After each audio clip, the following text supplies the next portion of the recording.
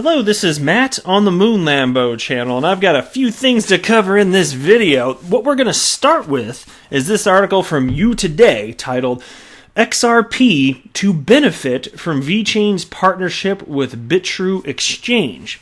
I've also got an article from the Wall Street Journal titled, Does the U.S. Need a National Digital Currency? And so here they are just prepping the masses for what's to come. There's going to be a lot of CBDCs in the future, central bank digital currencies. And there's also this article. I'm going to save this one for the tail end of the video.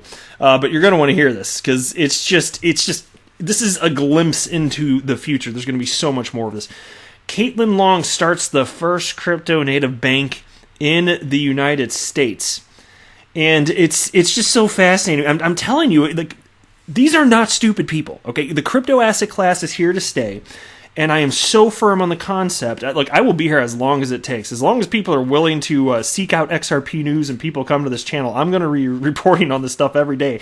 And I'm telling you, stick with me long enough, and you will see. I'm so confident of this, that utility matters and will win the day, and as a result, XRP will have tremendous staying power. It offers true value, and as a result, the market price will catch up eventually. And it's more than that. It's more like the value is going to increase substantially greater than where it is today, and then you're going to see a flurry of activity, I suspect. Now, of course, that's not financial advice. I don't have a financial background. I'm just sharing opinions with you here. But that is firmly how I feel about all this. And so to see the whole ecosystem built out with XRP and crypto as a whole, to me, this is very exciting stuff. It's just, again, further proof that this is the real deal, and it absolutely is here to stay. Now, before I go any further, if you would please delicately tap that like button. And also, if you just so happen to be a fan of Ripple and XRP, treat yourself, girl, by subscribing to the Moon Lambo channel. Then get your nails did. So here's the first piece. XRP to benefit from VeChain's partnership with Bitrue Exchange. The VeChain Foundation, a non-profit organization behind one of the leading blockchain platforms, has joined forces with cryptocurrency exchange Bitrue through its strategic partner and advisor Cream, which I have to say is a weird name. It's a weird name. This is not like a company that's called Cream that manufactures cream. This is a cryptocurrency-related company, and they're like, what should we call ourselves? I don't know. Cream? We're creamy up in here. I don't know. Like, what the... Like, where does this even come from? Anyway, here's the subheading now. A slew of benefits for VeChain. As part of its strategic partnership with Cream, Bitrue will list the VTHO token, which is needed for recording data on the VThor blockchain. A VTHO/BTC pair will go live on February 24th. The token will be distributed on a weekly basis. Bitrue will start supporting tokenized projects that are part of the VIP 180 ecosystem. On top of that, Bitrue will also offer exclusive benefits for X node holders. Now, I take issue with You Today, despite the fact that I like this particular website. You know, they're pretty up to the date regularly, and I think they put out decent stuff despite maybe some grammatical errors, but hey, it is crypto media after all. That sounded like a bunch of jibber jabber. I think the average person is not going to know what the hell they're talking about, and it's very specific to VeChain, and they didn't try and flesh it out. Now, I will say this, so I got a couple things on this. First of all, Bitrue, so Bitrue's a part of this, as I cited here, and included in the article, and they're obviously a very pro-XRP exchange, so that part in and of itself is good, right? Of course. And in terms of interoperability, I don't know. All I can grab thus far in the article, I read this like 3 times before recording this video. Up to this point, all you can grab from the article as far as this relation is that more pairs with XRP are good. And that's not what they cited here specifically. But given that there's more pairs thanks to just how pro Bitrue is, you can then convert to the other VeChain coin. And again, this is like the best somebody could possibly piece this together. Trust me, I read this like 3 times. It's a little sloppy here, but I had to cover it. When you have an article with a headline like this, you know Moonland was going to cover it. I mean, come on. Again, XRP to benefit from VeChain's partnership. Now let's move on a little bit further. Here's the next part of the article. I'm sorry, I lost my spot because I started scrolling here. Here we go. In its statement, Cream claims that VeChain and XRP are both focused on developing enterprise-level use cases for blockchain technology.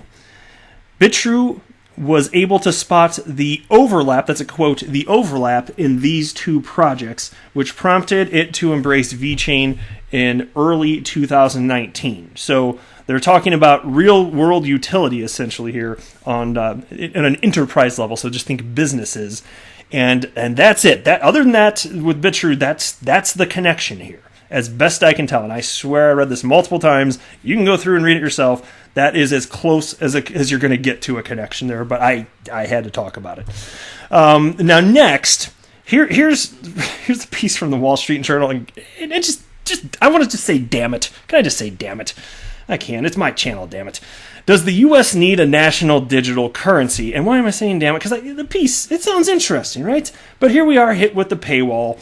And this is why I want Coil to find great success. Because that's a third form of monetization, with the first two being paywalls like this one and the ad revenue model, which irritates everyone. Oh my God, I hope Coil, because Coil uses a blend of Interledger Protocol and XRP to stream payments in real time. Something technologically not available until very recently, and you do need cryptocurrency, blockchain technology to actually make it happen. Now, since I can't run through this, I'm jumping here. Take a look at this, though. From Tony XRP, he's at Tony_XRPZ on Twitter here. I just came across this in my feed. And he took a picture. I'm assuming he's the one that took this picture anyway. And he wrote this: Today's Wall Street Journal, prepping the masses. And so I'm going to click on this here, and you can see there's a little heading in the top. Does the U.S. need a national digital currency? And this is high res enough. I can actually zoom into this mofo, which I'm going to do right now. And I want to cover just a little bit of this before jumping into the next part. The nature of money is changing, and central banks around the world are debating whether they need to change with it. As electronic payments take off and private cryptocurrencies such as Bitcoin seek to gain traction, governments are exploring whether to issue digital versions of their national currencies that could be used as a universal form of payment in the way physical cash is today. These conversations gained urgency for some last year when Facebook Inc. announced plans to launch a cryptocurrency called Libra, sparking concern that one of the world's most powerful technology firms could become even more powerful by operating its own digital money. So far, few countries have implemented a digital currency, though China reportedly is close, and several countries have done or plan tests. Considering the dollar's key role in global markets, should the U.S. commit to such a project? Proponents say a digital dollar managed on a single network would facilitate faster, cheaper payments and protect the Fed's ability to conduct monetary policy in a changing world. Opponents say Fed-controlled digital currency would be costlier and less efficient than many expect, and it would harm privacy by giving government the ability to track all dollar spending. And so legitimate points on both sides here in terms of tracking. Yeah, but I'll tell you what, the truth of the matter is, yes, it would be easier to track it, but in terms of tracking money that isn't paper dollar bills, it can pretty well be done effectively with very high precision anyway. So I don't think that's a particularly, it's a fair argument, it's just not a particularly strong one in my mind. And also, in favor of a CBDC, central bank digital currency argument, there's another point that I shared in a fairly recent video, which some of you may have heard, but I'm not sure how many, so I want to just briefly cite it again. I don't know if I can do it quite as articulately as the guy that wrote it, but I think who was he? I can't remember the guy. It was like Giancarlo something was his last name, maybe. I think he was, I could be mistaken, but I think he was with the CFTC. I'd have to go back and look. But he was talking about how with paper money today, you can go into a shop and buy something, buy anything, and there really isn't any friction there. It's you handing your dollars over for a good. But in the world today, with the current state of digitized money, which is not, it's not on a blockchain, right? The United States dollar sure as hell isn't. You don't have that. You have more friction because what you really have is, if you want to spend money, you have a debit or a credit card, which does require an intermediary, which means that there's going to be costs associated with it.